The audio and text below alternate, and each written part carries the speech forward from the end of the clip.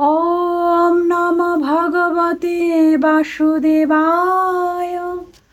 ॐ नमो भगवते वासुदेवाय।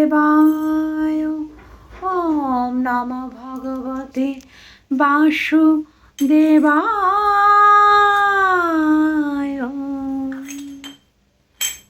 हे कृष्ण करुणा सिन्धु दीनबन्धो जगत्पते गोपेश गोपिकान्त राधाकान्त नमोस्तुते।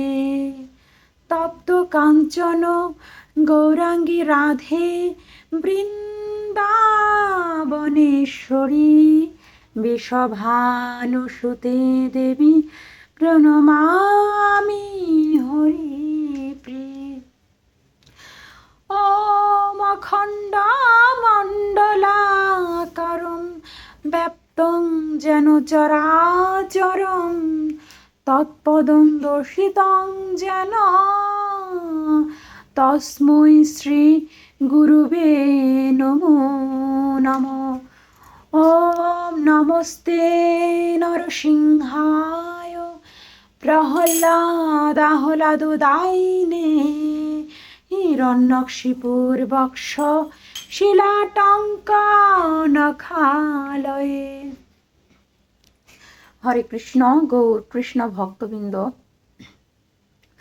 আজকে গীতা পাঠ করব এবং গীতার অষ্টাদশ অধ্যায় অর্থাৎ মুখ্য যুগের একটি শ্লোক পাঠ করব এবং তার অনুবাদ এবং ব্যাখ্যা করব। আপনারা অবশ্যই যারা ভগবানের শ্রীমুখের বাণী শুনতে আগ্রহী তারা অবশ্যই এই ভিডিওতে সংযুক্ত থাকেন এবং অন্যকে শেয়ার করে সুযোগ করে দেন। হরে কৃষ্ণ। অথ শ্রীমদ্ভগবদ্গীতা প্রারম্ভ। ওম অখণ্ডমণ্ডলাকারं ব্যাপ্तं যেন চরাচরं তৎপদং দর্শিतं যেন তস্मै শ্রী গুরুবে নমঃ। অখণ্ডমণ্ডলাকারं ব্যাপ্तं যেন চরাচরं তৎপদং দর্শিतं যেন তস্मै শ্রী গুরুবে নমঃ। ওম নমো ভগবতে বাসুদেবায়। ওম নমো ভগবতে বাসুদেবায়। ওম নমো ভগবতে বাসুদেবায়। শ্রীমদ্ ভগবদ্গীতা মুখ্য যুগের ৬৬ নাম্বার শ্লোক পাঠ করতেছি। হরে কৃষ্ণ। সর্বধর্মান পরিত্যাজ্য মামেকং শরণং ব্রজ অহং তাং সর্বপাপেভ্যো মোক্ষয়িষ্যামি মা শুচ। অর্থাৎ সর্বপ্রকার ধর্ম পরিত্যাগ করে কেবল আমার শরণাগত হও, আমি তোমাকে সমস্ত পাপ থেকে মুক্ত করব, তুমি শোক করো না। ব্যাখ্যা। ভগবান নানা রকম জ্ঞানের বর্ণনা করেছেন, নানা রকম ধর্মের বর্ণনা করেছেন। ব্রহ্মজ্ঞানের বর্ণনা করেছেন, পরমাত্মা জ্ঞানের বর্ণনা করেছেন, সমাজ জীবনের ভিন্ন ভিন্ন বর্ণ এবং আশ্রমের বর্ণনা করেছেন। সন্ন্যাস আশ্রমের জ্ঞান, বৈরাগ্যের জ্ঞান, মন ও ইন্দ্রিয় দমন, ধ্যান আদি সব কিছুরই বর্ণনা ভগবান শ্রীকৃষ্ণ করেছেন। বিবিধ উপায়ে নানা রকম ধর্মের বর্ণনা করেছেন। এখন ভগবদ্গীতার সারাংশ বিশ্লেষণ করে ভগবান বলেছেন যে অর্জুনের উচিত যে সমস্ত ধর্মের কথা তার কাছে ব্যাখ্যা করা হয়েছে তার সবই পরিত্যাগ করা। তার উচিত কেবল শ্রীকৃষ্ণের শরণাগত হওয়া। সেই শরণাগতি তাকে সমস্ত পাপ থেকে মুক্ত করবে, কেননা ভগবান নিজেই তাকে রক্ষা করবার প্রতিশ্রুতি দিয়েছেন। সপ্তম অধ্যায়ে বলা হয়েছে যে যিনি সমস্ত পাপ থেকে মুক্ত হতে পেরেছেন তিনি কেবল ভগবান শ্রীকৃষ্ণের আরাধনা করতে পারেন। এভাবে কেউ মনে করতে পারে যে যদি না সে সব রকমের পাপ থেকে মুক্ত হচ্ছে সে ভগবানের শরণাগতির পন্থা গ্রহণ করতে পারে না। সেই সন্দেহের পরিপ্রেক্ষিতে এখানে বলা হয়েছে যে কেউ যদি সমস্ত পাপ থেকে মুক্ত না হয়েও থাকে, কেবল ভগবান শ্রীকৃষ্ণের শরণাগত হওয়ার ফলে তিনি আপনা হতেই সমস্ত পাপ থেকে মুক্ত হবেন। পাপ থেকে নিজেকে মুক্ত করবার অন্য কোনো কষ্টসাধ্য প্রচেষ্টার প্রয়োজন নেই। আমাদের উচিত শ্রীকৃষ্ণকে সমস্ত জীবের পরম পরিত্রাতা বলে দ্বিধাহীনভাবে গ্রহণ করা। শ্রদ্ধা ও ভালোবাসার সঙ্গে আমাদের উচিত তার প্রতি শরণাগত হওয়া। হরে কৃষ্ণ।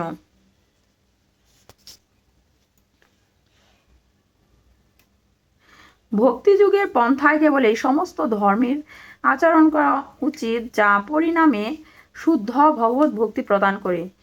কেউ বর্ণ অনুসারে তার স্বধর্মের অনুষ্ঠান করে যেতে পারে, কিন্তু তার কর্তব্য সম্পাদন করার ফলে তিনি যদি কৃষ্ণ ভাবনাময় ভগবত ভক্তি লাভ না করে, তাহলে তার সমস্ত কর্মই অর্থহীন।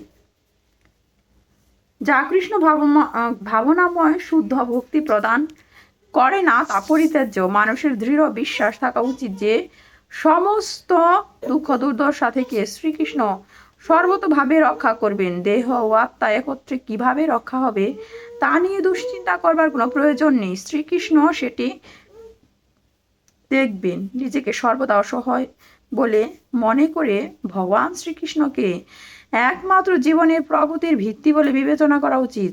যে মাত্র কেউ কৃষ্ণ ভাবনাময় ভক্তিযুগে ভগবানের সেবায় নিজেকে ঐকান্তিকভাবে নিযুক্ত করেন, তৎক্ষণাৎ তিনি জরা প্রকৃতির সমস্ত কলস থেকে মুক্ত হন। জ্ঞানের অনুশীলন ও যোগ সাধনায় ধ্যান আদি অনুশীলনের মধ্যে বিভিন্ন রকমের ধর্মীয় পদ্ধতি ও শোধনকারী পদ্ধতি রয়েছে, কিন্তু যিনি শ্রীকৃষ্ণের চরণে আত্মসমর্পণ করেছেন তাকে সমস্ত ধর্ম অনুষ্ঠান করতে হয় না। কেবল শ্রীকৃষ্ণের শরণাগত হওয়ার ফলে তাকে অনর্থক সময় নষ্ট করতে হবে না। এভাবেই তৎক্ষণাৎ সমস্ত রকম উন্নতি সাধন করে সমস্ত পাপ থেকে মুক্ত হওয়া যায়। ভগবান শ্রীকৃষ্ণের অপূর্ব সুন্দর রূপে আকৃষ্ট হওয়া উচিত। তার নাম শ্রীকৃষ্ণ কারণ তিনি সর্বাকর্ষক। যিনি শ্রীকৃষ্ণের অপূর্ব সুন্দর সর্বশক্তিমান সর্বাকর্ষক রূপে আকৃষ্ট হন তিনি মহাভাগ্যবান।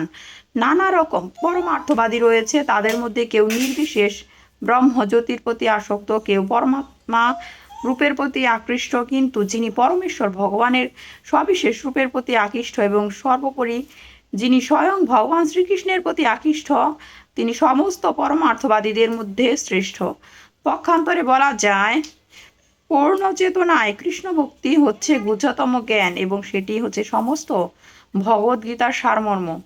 কর্মযোগী, জ্ঞানী, যোগী, ভক্ত এদের সকলকেই বলা হয় পরমার্থবাদী, কিন্তু যিনি শুদ্ধ ভক্ত তিনি সর্বশ্রেষ্ঠ। যে বিশেষ শব্দটি এখানে প্রয়োগ করা হয়েছে তা হল মা সৌচ, অর্থাৎ ভয় করো না, দ্বিধা করো না, উদ্বিগ্ন হয়েও না। তা অত্যন্ত তাৎপর্যপূর্ণ।